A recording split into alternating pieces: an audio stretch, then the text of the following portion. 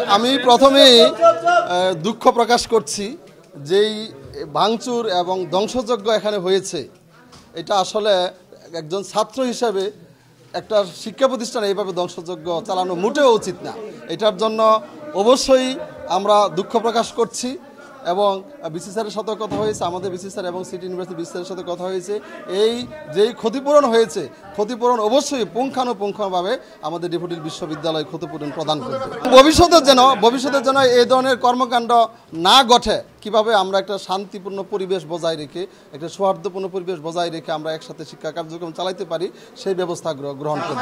এটা অবশ্যই যারা এর সাথে জড়িত এবং কোনো উদ্দেশ্য প্রণোদিত সে ঘটনা কিনা এটা তদন্তের সাপেক্ষে যারা এর সাথে জড়িত অবশ্যই শাস্তিমূলক ব্যবস্থা গ্রহণ করা হবে। ক্রাঞ্চি রোলের ভিতর চকলেট ক্রিমের filling all time cream roll মুখে দিতেই স্পেশাল ইনসাইড। অবশ্যই সেটা তদন্তের সাপেক্ষে যারা জড়িত অবশ্যই তাদের বিরুদ্ধে ব্যবস্থা নেওয়া হবে ইউনিভার্সিটির নিয়ম অনুযায়ী। যেহেতু এখন পর্যন্ত প্রমাণিত ড্যাফোডিল বিশ্ববিদ্যালয়ের ছাত্র কর্তৃক এই ধ্বংসযজ্ঞ হয়েছে, অবশ্যই এই দায় এড়াতে পারে না এবং এটা কিভাবে ক্ষতিপূরণ দেওয়া যায় সেটা আবারও বলছি।